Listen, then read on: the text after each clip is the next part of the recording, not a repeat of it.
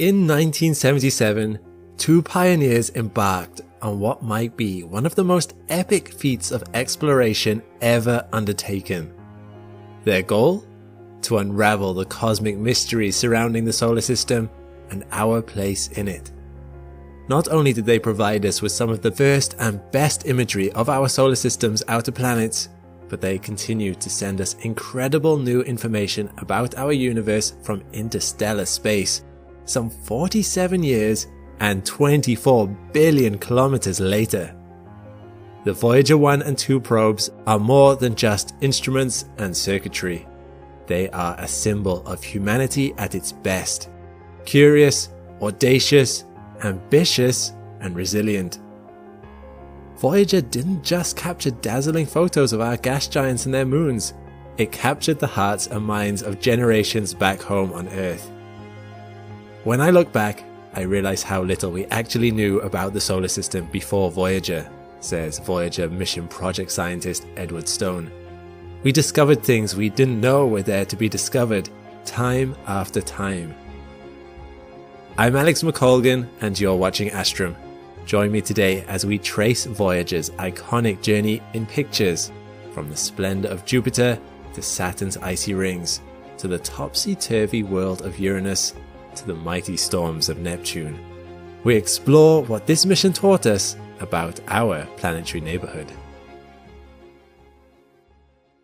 On the 20th of August 1977, NASA launched the Voyager 2 space probe from Cape Canaveral, Florida. Its partner in crime, Voyager 1, was launched 2 weeks later on the 5th of September. Even though both probes were Jupiter-bound, Voyager 1 was set on a shorter, faster trajectory, so taking off second made sense. It overtook Voyager 2 on the 15th of December 1977 and exited the asteroid belt first.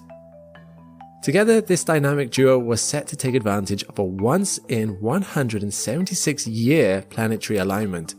Jupiter, Saturn, Uranus and Neptune were going to be aligned in a way that would allow one mission to explore all four gas giants, an opportunity NASA simply refused to miss.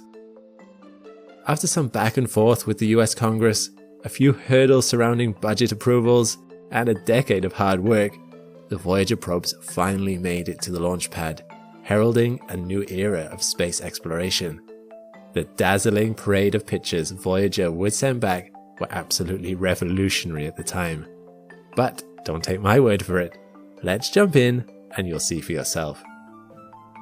13 days after launch, Voyager 1 sent this photo back to Earth. The first of tens of thousands it would send back over the next 5 years. Taken 11.6 million kilometers from Earth, it's a sentimental place to start our journey. It might remind you of the Earthrise photo taken by the Apollo 11 crew from the moon just 8 years prior. We can see our blue marble and its moon in the distance. I don't know about you, but I find this photo so hauntingly beautiful, especially knowing how far this probe had traveled and how much it's seen since then. But we've got a long way to go, so let's move on. It would be almost 2 years before Voyager 1 finally makes its approach to its first target, Jupiter. Not bad, considering it's 714 million kilometers away.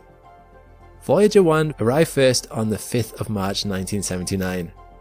You see, it travels at 17 kilometers per second, 2 kilometers per second faster than Voyager 2, who, despite leaving Earth first, arrived 4 months later on the 9th of July 1979. This is because the trajectory Voyager 1 took allowed it to gain more speed relative to the Sun. Now, Voyager 1 was not the first spacecraft to encounter Jupiter. That was Pioneer 10, 7 years prior in 1972.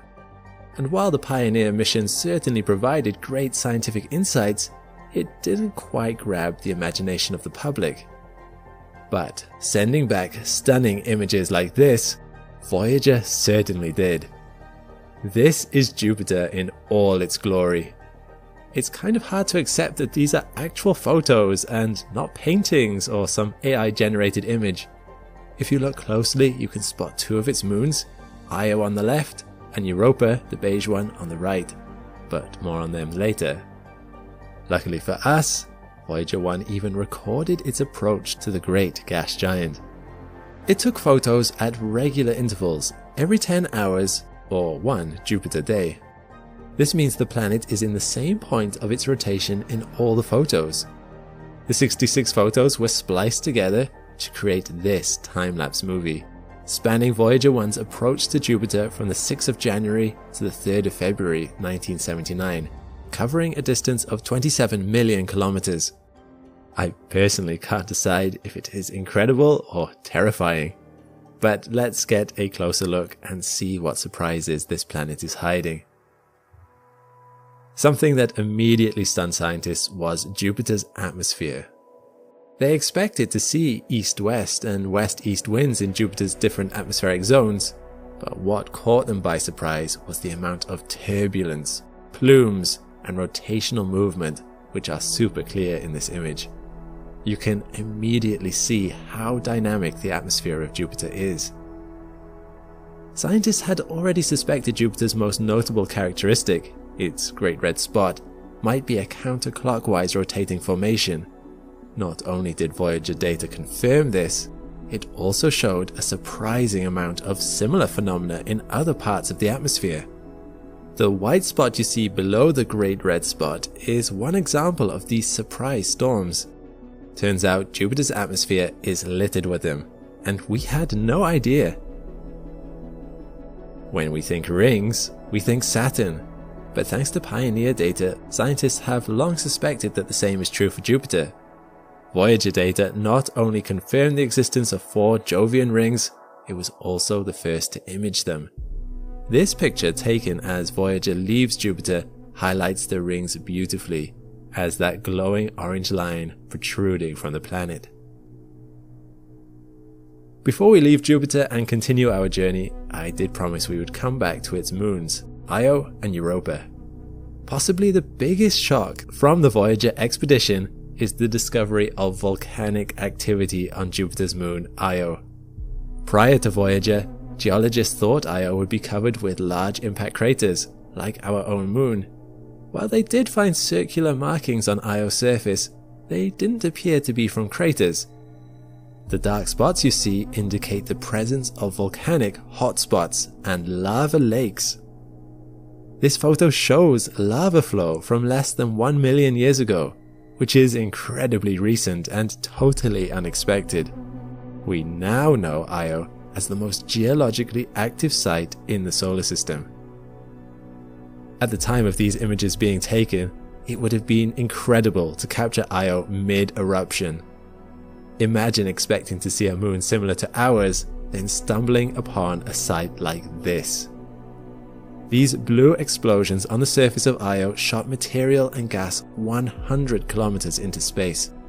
The volcanoes are incredibly active, going off relentlessly every few hours, treating Voyager to several jaw-dropping photos. The next moon out from Io is Europa, and it could not be more different. An icy world. Voyager 1 was the first to show us that Europa is covered by curious scratch markings. Scientists suppose them to be some type of ice fracture patterns on Europa's surface. It was also Voyager data that first suggested there might be a swirling ocean lurking under the ice. Today, we know of 95 moons orbiting Jupiter. However, prior to 1979, that number was 13. Voyager discovered 3 new satellites, Phoebe, Metis, and Adrastea, bringing the total to 16 moons by the early 80s. Sadly, we don't have any pictures of them from 1979, though they have been imaged since. The next stop on Voyager's grand tour was Saturn. After 21 months of travel, Voyager 1 arrived on approach to the ring planet in November 1980, closely followed by its companion 9 months later in August 1981. Like I said before, you think rings, you think Saturn. So let's start there. Prior to Voyager's mission, Saturn was believed to have just 5 major rings. However, Voyager 1 showed us that these rings are actually made up of hundreds of thin ringlets. This was the closest flyby any probe had undertaken back then, hence the great detail and learnings. Voyager discovered a ring too, the G ring, and also provided key details about the F-ring discovered by Pioneer 2 1 year prior in 1979. Voyager 1 showed us that the F-ring is kinked and multi-stranded in nature. It also identified 2 shepherd moons within the F-ring, Prometheus and Pandora. This was big news because this discovery confirms scientists' theories that shepherding moons exist around narrow rings to keep ring material in line. Voyager also introduced us to some ghostly features on Saturn's B rings. They appear scattered around the rings in this photo and are said to resemble broad spokes in a wheel. They seem innocent, but they actually caused quite the stir in the scientific community for a while. You see, up until 1980, we thought that Saturn's rings were caused exclusively by gravitational forces. That's all well and good, except these spokes completely fly in the face of that theory. Their existence is not consistent with gravitational orbital mechanics. We still don't know what causes them, but the leading theory involves electrostatic repulsion separating very small dust particles from the main surface of the ring. Sadly, as much as data from Voyager taught us about Saturn's rings, it also taught us that Saturn is losing its rings. Gravity is pulling the rings into the planet, turning them into a kind of dusty rain of ice particles. According to NASA, this could cause Saturn's rings to disappear in 300 million years. Voyager's trip to Saturn raised so many questions that a dedicated mission was mounted in the 90s to exclusively study the ring planet. Cassini probe launched in 1997 and orbited Saturn for 13 years. You can check out a video of mine on what it found here. But we aren't leaving Saturn territory yet. Voyager provided some decisive breakthroughs regarding the planet's moons. We already knew of 14 moons, but Voyager showed us 3 more, bringing the total number at the time up to 17 moons. Let's see what we can learn from Titan and Enceladus. Pioneer 11 was the first probe to image Titan, Saturn's largest moon, and the data it gathered captured the interest of researchers. So Voyager was sent to follow up. It found that Titan had a thick, nitrogen-rich atmosphere, the first and only encounter of such an atmosphere beyond our home planet. Enceladus also turned out to be exceptionally quirky. Take a look at this photo. Enceladus is visible out in the distance with Saturn in the foreground. Now, I know it's tricky to see, but that moon is erupting. Enceladus spews out 300 kilograms of water vapor up to 10,000 kilometers above its surface, 20 times its own diameter. As it orbits Saturn, the frequent plumes of water vapor that erupt leave a donut-shaped cloud that feeds one of Saturn's icy rings. This data was suggested by Voyager data, but it wasn't until we flew Cassini out there that we could confirm it to be true. Further geological data and imaging shows that Enceladus's terrains are an unexpected mixture of old and new. The left side, which appears smooth, is the newer side, and the right side, with the densely packed impact craters, is the older side. This suggests Enceladus is a very geologically active moon, which it wasn't previously thought to be. Before we make our way to the wonky world of Uranus, we have to say goodbye to Voyager 1. After its flyby of Titan and Saturn's rings, its path was bent upward out of the ecliptic plane. From here, the probe headed straight for interstellar space. Of course, it would be another 32 years before it would reach that. But not to worry, Voyager 2 took a slingshot around Saturn instead to propel it on to Uranus and Neptune. These would be the first and only flybys of the planets in human history. 5 years after arriving at Saturn, NASA's Voyager 2 arrived on approach to Uranus in January 1986. At its closest, the probe came within 81,500 kilometers of Uranus's cloud tops,